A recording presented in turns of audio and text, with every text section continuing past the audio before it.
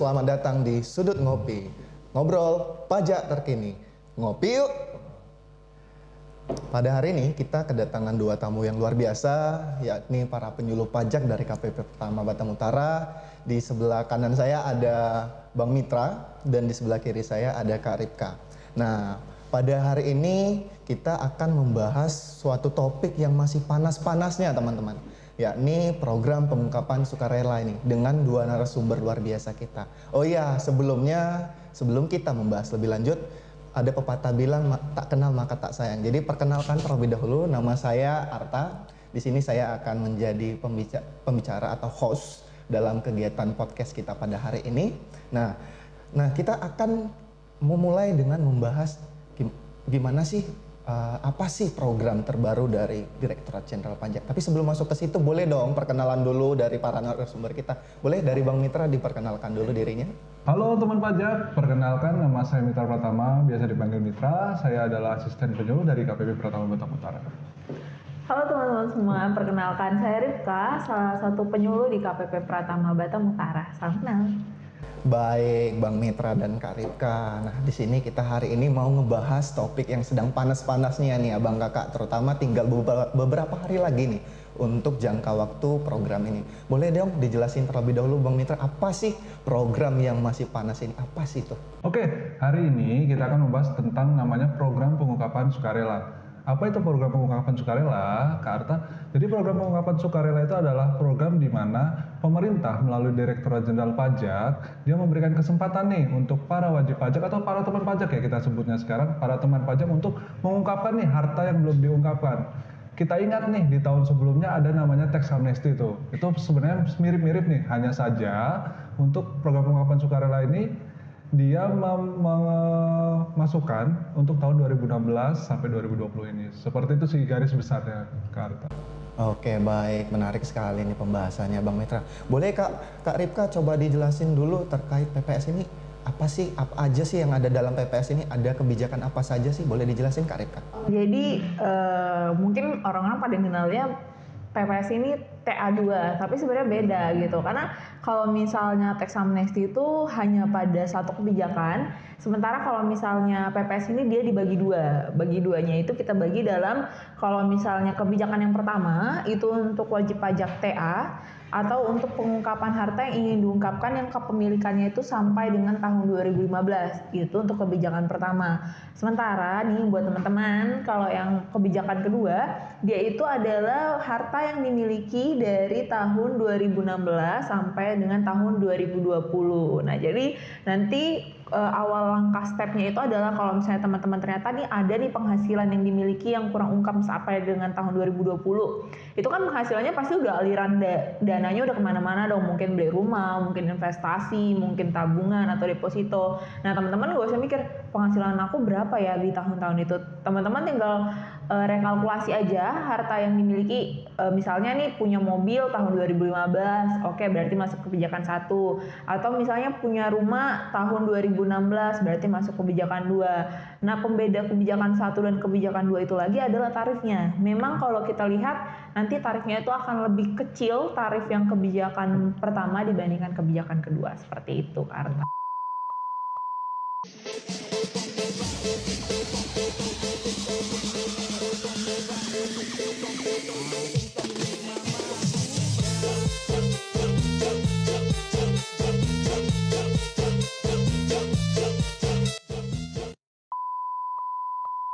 Baik, tadi Kak Ripka sudah membahas terkait tarif ya. Tapi sebelum kita masuk ke dalam lebih lanjut nih Kak Ripka, kita kan ada menawarkan suatu program yang masih panas dan hangat ini. Pastinya ada dong manfaat yang kita tawarkan untuk mengikuti program ini. Boleh Bang Mitra jelaskan terlebih dahulu apa sih manfaat dari kebijakan pertama maupun kebijakan kedua dari PPS ini? Oke, untuk terkait apa nih manfaatnya yang kita dapat dari kebijakan 1 dan 2 terkait PPS ini. Untuk kebijakan pertama dulu nih, apabila kita mengikuti PPS nih untuk kebijakan pertama, yang paling penting adalah nanti kita tidak dikenakan tarif Undang-Undang Tax Amnesty, yaitu sebesar 200%. Dan nanti ada tambahan-tambahan sanksi lainnya tentu saja Jakarta yang itu pasti akan membuat lebih besar lagi. Dan untuk kebijakan 2 itu tidak akan dikenakan sanksi sebesar 30% dan sanksi-sanksi lain berdasarkan Undang-Undang KUP. Selain itu, apabila kita mengikuti kebijakan 1 dan kebijakan 2, itu kita tidak akan lagi dilakukan pemeriksaan nih untuk atas harta-harta yang kita laporkan di PPS itu, Kak Arta. Wah, ternyata luar biasa sekali ya manfaat yang ditawarkan oleh PPS ini ya. Jadi bagi teman-teman pajak yang ingin mengikuti program pengungkapan sukarela, monggo silakan untuk segera mengikuti program ini karena manfaatnya luar biasa ya Kak Mitra ya. Dan juga jangka waktunya juga tinggal sebentar lagi. Nah, tadi sudah sempat disinggung nih sama Kak Ripka, gimana sih tarifnya, terutama perbedaan antara tarif kebijakan pertama dan kebijakan kedua. Boleh Kak Ripka jelaskan, Kak Ripka? Jadi kalau untuk tarifnya itu dia dibagi kebijakan 1 sama kebijakan 2 itu dia punya 3 sub tarif yang sama.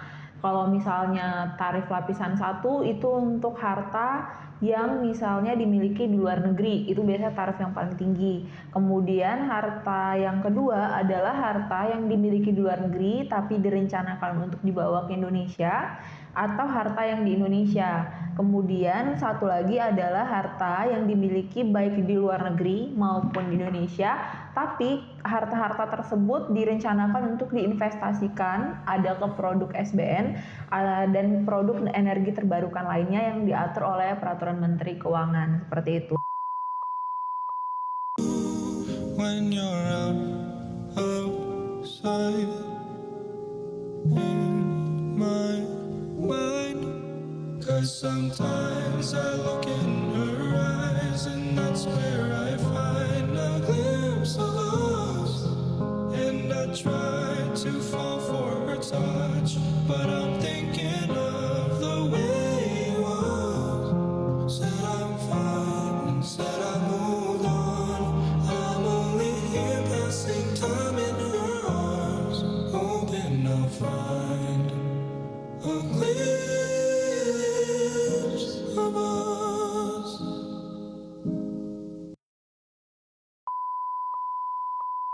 Oke, jadi kalau untuk tarifnya itu tuh di kebijakan 1 dan 2 itu dia dibagi dalam 3 subtarif lapisan. Tarif yang pertama ada 3 lapisan itu meliputi yang pertama itu dia 11% paling tingginya. 11% itu untuk harta yang teman-teman miliki di luar negeri yang mau dideklar di PPS, kita singkatinnya PPS. Nah, yang kedua itu tuh untuk harta yang dimiliki di luar negeri tapi akhirnya begitu mengikuti PPS berkomitmen untuk dibawa ke Indonesia.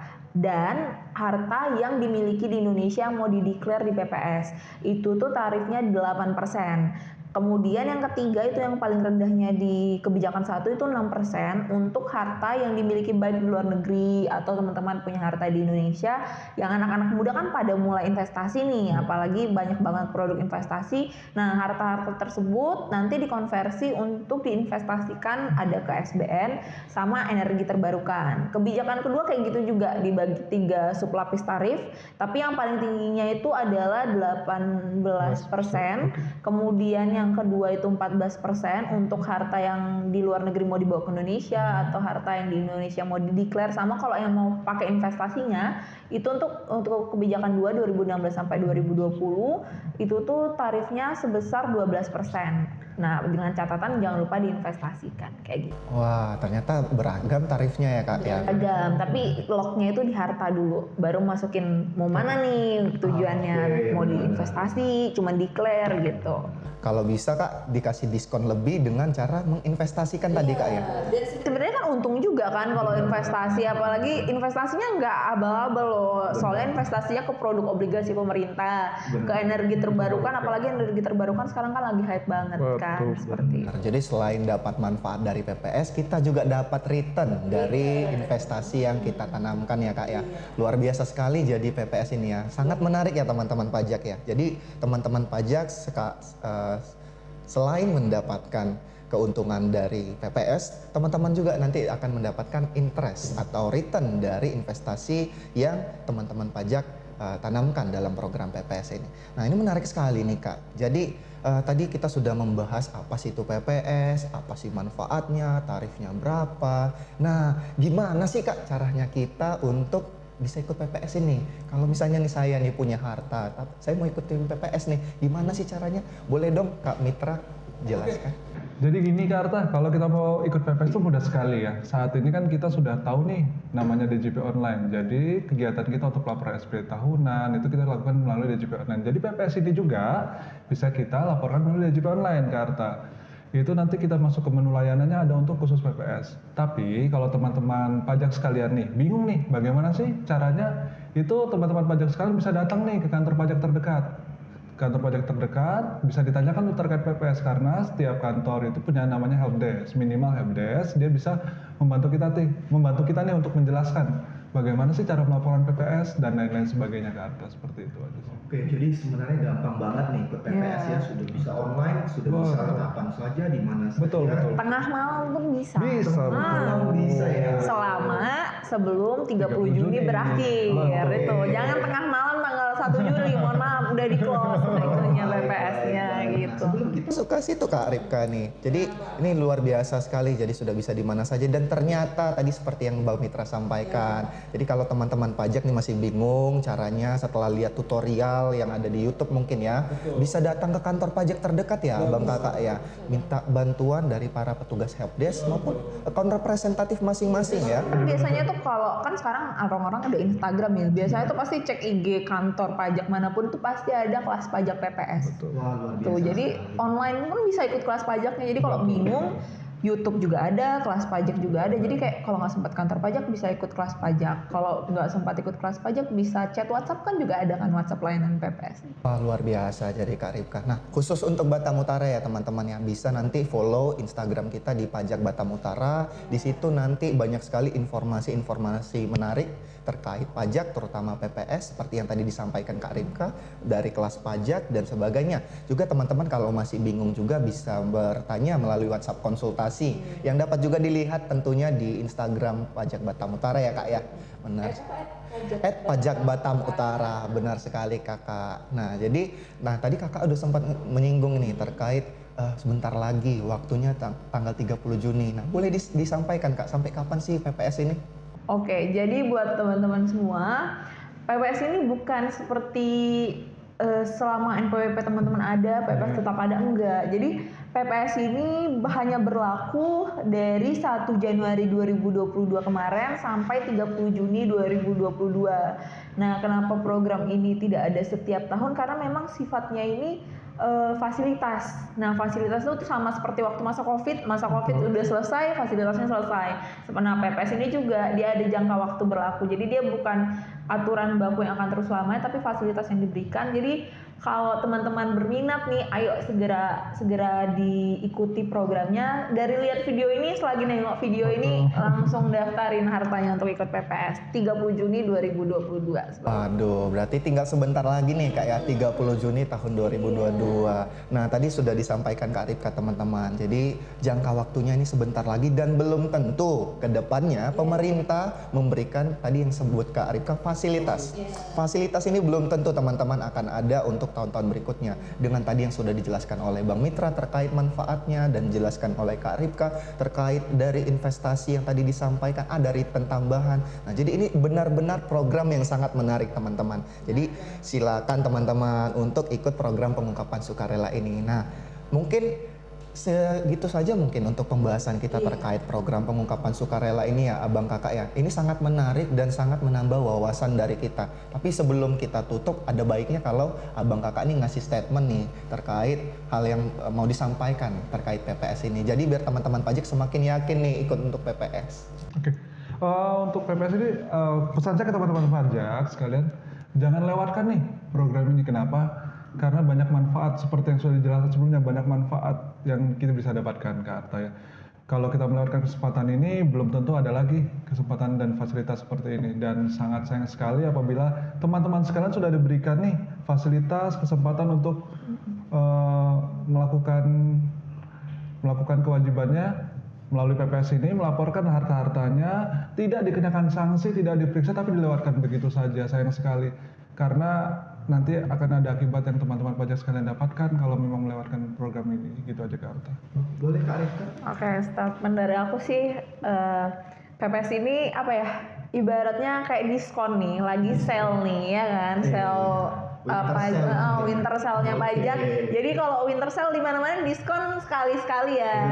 Nah, ini tuh udah 6 bulan, udah mau 6 bulan nih, udah mendekati masa akhir. Teman-teman jangan sia-siain deh kayak gitu karena apalagi di masa sekarang ya, orang-orang yang kaya itu kayaknya orang-orang 1% kaya itu tidak menutup usia gitu. Apalagi pasti anak-anak YouTube, saya percaya mostly adalah orang-orang yang banyak penghasilan. Amin ya, amin semuanya. Nah, kalau teman-teman banyak penghasilan, kalau tarif umum kan maksimal pengalinya tuh 35% ya. Oke. Nah, besar banget kan. Kalau ikut PPS, teman-teman hartanya mungkin masih di Indonesia, bahkan di luar negeri itu 18% diskon. Jadi, yuk kita ikut PPS sama-sama sebelum 30 Juni 2022 berakhir kayak gitu. Oke, jadi shout out untuk para Sultan dan Crazy Rich ya. Oke, jadi bagi teman-teman, terutama teman-teman kalangan muda yang mungkin memiliki harta dan mau diikutkan dalam PPS, boleh diungkapkan Kak ya? Diungkapin aja. Dan rahasia kok datanya, kita nggak mungkin habis itu bocorin, nggak, itu udah classified selama tidak ada permintaan pidana ya atau untuk keperluan data, itu akan tetap dijaga keras. Wah, sangat luar biasa dan menarik pembicaraan kita pada hari ini ya, bersama dengan narasumber luar biasa kita dari penyuluh pajak KPP Pertama Batam Utara, Bang Mitra dan Kak Ripka. Jadi seperti itu teman-teman ya, program pengungkapan sukarela ini adalah program yang diberikan oleh pemerintah yang memfasilitasi untuk para wajib pajak untuk dapat mengungkapkan harta-hartanya, bisa di kebijakan pertama dan kebijakan kedua. Tentunya dengan manfaat-manfaat yang tadi sudah dijelaskan oleh Bang Mitra dan Kak Ripka. Mulai dari terhindar dari sanksi Undang-Undang TA sebesar 200%, kemudian terhindar dari sanksi 30% ditambah sanksi KUP untuk kebijakan kedua, serta dijamin kerahasiaannya teman-teman atas data-data yang teman-teman ungkapkan dalam program pengungkapan sukarela. Dan tentunya selain tadi, kalau misalnya teman-teman pajak juga ingin menginvestasikannya ke dalam bentuk surat berharga negara, energi terbarukan, hilirisasi SDA, ada tambahan return yang akan teman pajak dapatkan tentunya. Dan ini benar-benar sangat menarik teman-teman. Sebentar lagi promo yang sangat menarik seperti yang tadi Kak Ripka sampaikan, belum tentu ada untuk masa yang akan datang program semenarik dan sewah ini. Jadi untuk teman-teman, terutama para Crazy Rich Batam mungkin kepada para Sultan Batam untuk segera ikut. Oke, mungkin itu saja mungkin dulu Kak ya yang dapat kita bahas dan kita bincang-bincang pada hari ini. Seru banget malah. Jadi jangan lupa untuk subscribe channel kita. Silakan like and comment kalau misalnya tertarik, dan jangan lupa teman-teman nantikan juga episode-episode berikutnya Sudut Ngopi, ngobrol pajak terkini tentunya. Jadi mungkin itu ya Kak Mitra, Kak Ripka, terima kasih atas kehadirannya pada hari ini. Luar biasa dan sangat menarik pembicaraan kita pada hari ini. Semoga Bang Mitra dan Kak Ripka sehat selalu, sukses selalu, dan semoga dengan pembicaraan kita pada hari ini dapat mengundang teman-teman untuk lebih ikut, meningkatkan minat teman-teman untuk ikut program pengungkapan sukarela. Mungkin itu teman-teman, selamat sore untuk kita, terima kasih, sampai ketemu di Sudut Ngopi, ngobrol pajak terkini, ngopi yuk. Oke, dadah, sampai ketemu, see you.